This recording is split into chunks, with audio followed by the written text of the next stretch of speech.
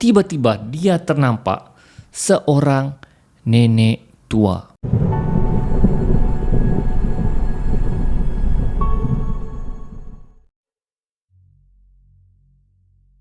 Baiklah, kisah seram seterusnya dikongsikan oleh saudari Juria. Okey. Saudari Juria ni tinggal di satu tempat di Santubong, Sarawak. Okey. Jadi diceritakannya ni dia masa ni masih kecil dan benda ni berlaku pada tahun 1995 dia cakap. So di kawasan kampungnya tu ada satu pantai dipanggil sebagai Pantai Puteri.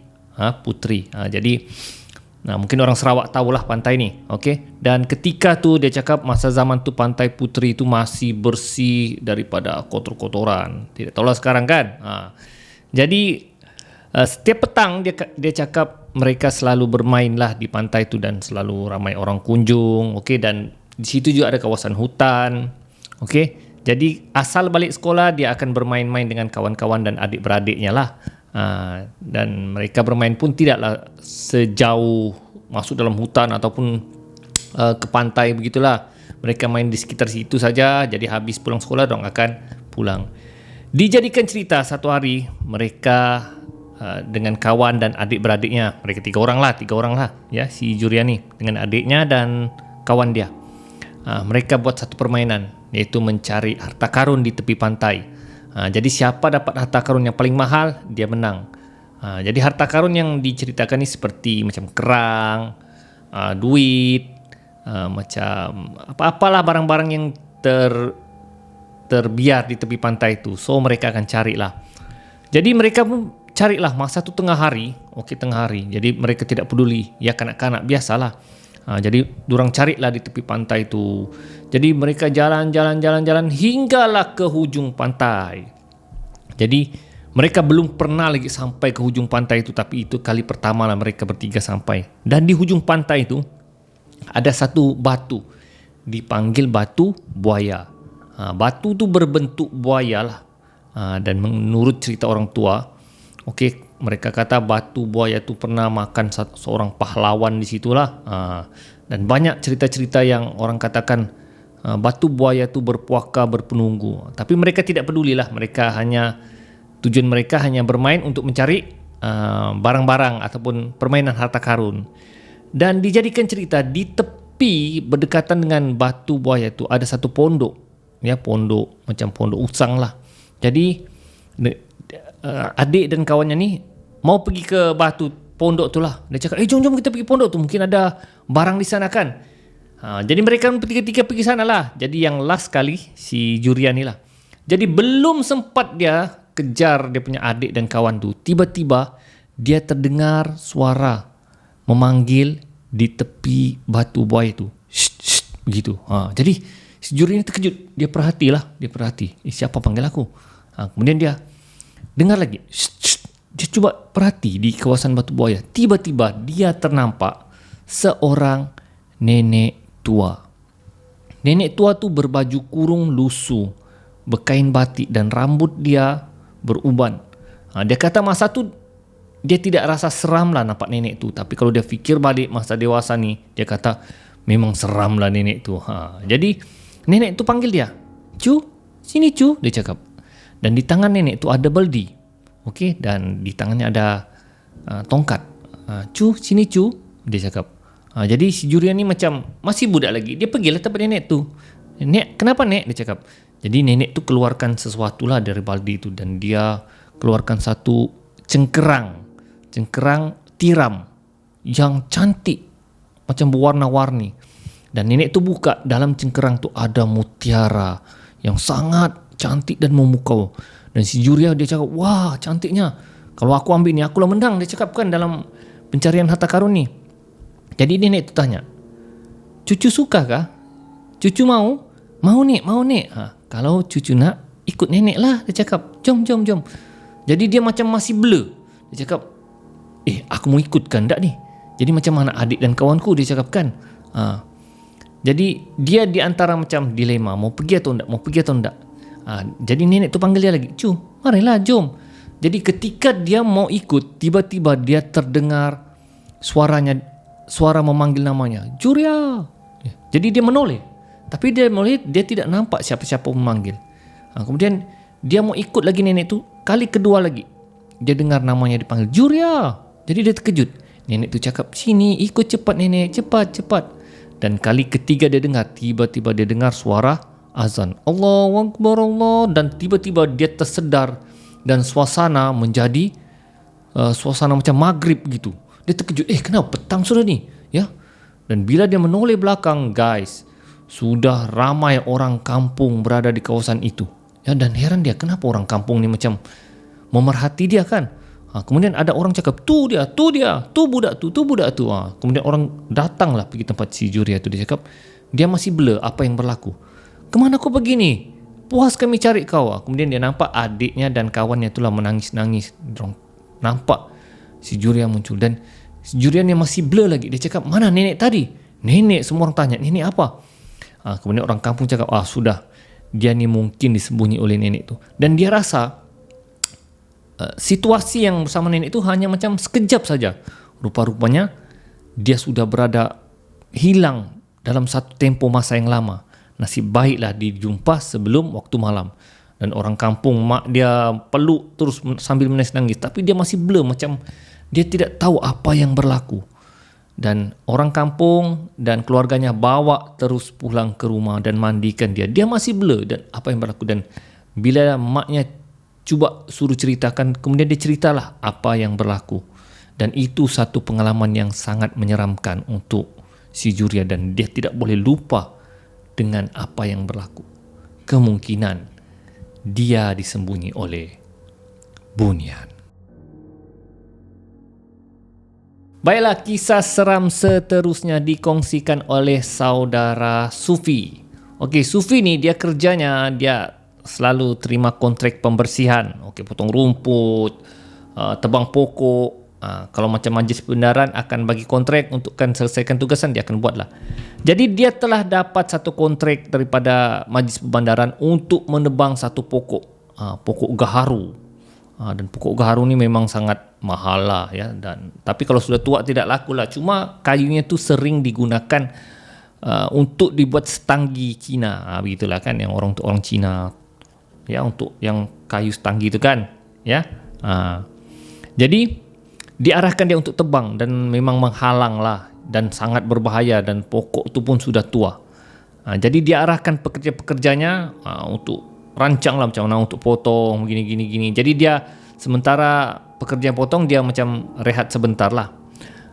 Jadi dia duduk. Tiba-tiba pekerja yang panggil, bos, dia cakap kan, pokok tu sudah kami potong 3/4.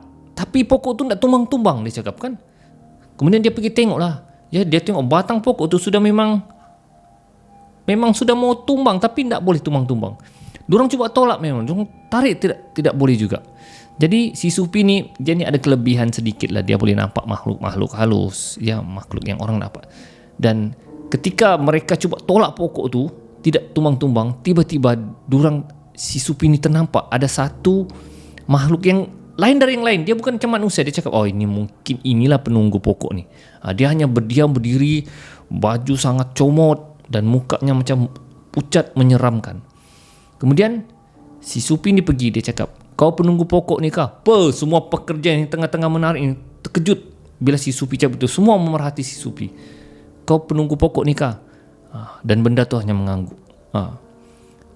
Kemudian si Sufi beritahu, kami terpaksa tebang pokok ni. Pekerja-pekerja situ semua berhenti dan berlari ketakutan dan memerhati apa yang si Sufi buat. Dengar, kau benarkankah kami tebang pokok ni? Benda tu tak mau. Dia cakap begini, ini tempat tinggal kau. Dia mengangguk. Dan itulah dia kata kali pertama dia bercakap dengan makhluk yang biasanya dia nampak tapi dia tidak pernah bawa bercakap. Dan itu kali pertama dia bawa bercakap. Kemudian dia cerita, kami tidak boleh, dia cakap, kami kena potong je pokok ni sebab pokok ni berbahaya untuk orang awam di sini dan boleh menyebabkan kemalangan. Jadi aku sarankan kau pindah ke pokok yang satu lagi. Dia tunjuk pokok satu lagi lah. Tapi makhluk tidak mau. Dia berkeras juga. Kemudian si Sufi cakap dengan, kau macam kami juga. Bila diarahkan pindah, kami pindah juga. Jadi aku arahkan kau pindah ke pokok tu. Dan kau lebih selamat di sana daripada di sini. Sebab pokok ni kami terpaksa terbang juga, dia cakap ya. Kalau nyawa orang tergadai, itu lebih menyusahkan kau. Dan mungkin kau akan terkorban jika ada orang cuba halau kau dari sini. Jadi aku halaulah, aku suruh kau pindah secara baik. Jadi benda tu akhirnya berfikir dan mengangguk minta pindah. Jadi si Supi yang berdebar sebenarnya ketakutan, apalagi orang-orang di sekeliling ketakutan lah. Jadi si Supi cuba baca Al-Fatihah dan tiup. Dan bila dia tiup, benda tu hilang dan sudah berpindah ke pokok sebelah. Dia pun yang astagfirullah, betul apa yang aku buat hari ini, dia cakapkan. Dia macam pun tidak sangka dengan apa yang dia buat hari itu. Kemudian dia panggil semua pekerja kontrak tu. Dia cakap, tebang pokok ni, cepat tarik. Dan sekali saja ditarik, pokok tu terus tumbang. Semua terkejut. Kemudian pekerja-pekerja tu tanya si Supi, apa yang kau nampak tadi? Dan si Supi beritahu apa yang berlaku sebenarnya. Dan mereka gerunlah dengan apa berlaku. Dan si Supi ni pun, dia tidak sangka dengan apa yang dia buat. Biasanya dia nampak tapi tidak pernah tegur. Dan itulah kali pertama dia tegur. Walau apapun, selepas kejadian itu dia demam juga. Mungkin terkejut dengan apa yang berlaku. Guys, kisah seterusnya dikongsikan oleh rakan TikTok saya. Dia inbox kepada saya. Dia ceritakan satu kisah seram yang saya rasa memang agak seram. Dan saudara yang kongsi ini adalah saudara Alif Mustafa. Okey, terima kasih Alif Mustafa atas perkongsian kisah seram ini. Jadi kalau anda yang menontonnya ada kisah seram juga, anda boleh kongsikan kepada saya. Sama ada inbox di TikTok saya ataupun boleh email di cigoalif@gmail.com. So kita sambung ceritanya. Jadi saudara Alif ni dia bekerja di satu jabatan agama di Kuala Lumpur. Saya tidak boleh sebut nama jabatan tu, nanti saya kena saman ya. Jadi orang marah nanti. Jadi saya tidak sebut nama jabatan tu, tapi dia jabatan agama di Kuala Lumpur. So Syarif ni dia baru kerja 3 bulan di situ. Jadi dia selalu usah-usah cewek awek yang bekerja, dia kata di satu stesen TV lah. Dia selalu cuci mata, tengok awek-awek sana mengurat lah. Jadi sampai bulan keempat dia sudah ada gangguan. Kadang-kadang barang di mejanya beralih tempat. Ya, kadang-kadang pen bila dia mau menulis beralih pen tu. Tapi dia tidak syak apa lagi, tapi dia sudah macam mulai heran lah. Dijadikan cerita, satu hari dia datang awal pagi jam 7. Kalau di Kuala Lumpur ni jam 7 masih gelap. Tak macam di Sabah lah. Jadi dia awal datang. Jadi dia bercadang, dia cakap, aku mau tidur sekejap dulu lah. Jadi dia tidur di dalam store jabatan agama tu. Jadi dia tidur, pertama dia tidur di kerusi. Ya, duduk sambil letak kakinya atas meja.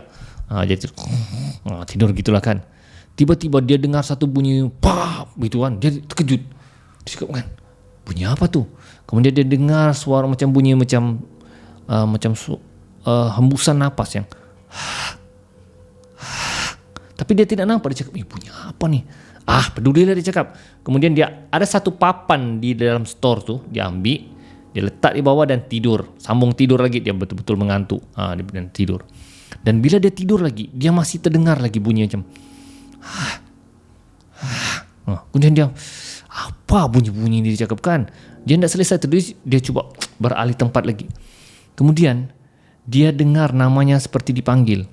Alif. Dia cakap, dia cakapkan, kenapa pula ada nama aku dipanggil ni? Di situ dia sudah macam mulai tidak selesa. Jantungnya sudah mulai berdebar-debar.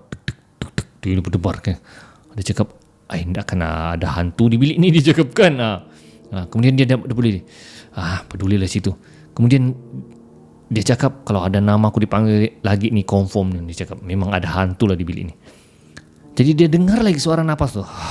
Dia fikir itu bunyi aircon kah, bunyi kipas kah. Kemudian namanya disebut lagi.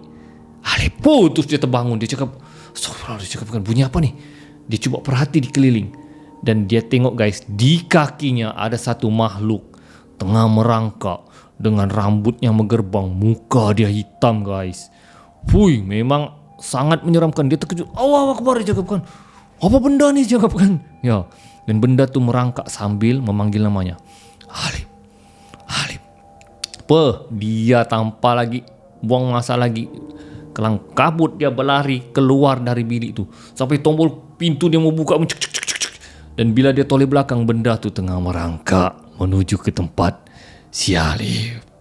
Dia buka, dia keluar, lari terus dari bilik tu sampai terguling-guling. Sampai pekerja cleaner tu terkejut. Kau ni apa masalah kau ni? Dia cakap.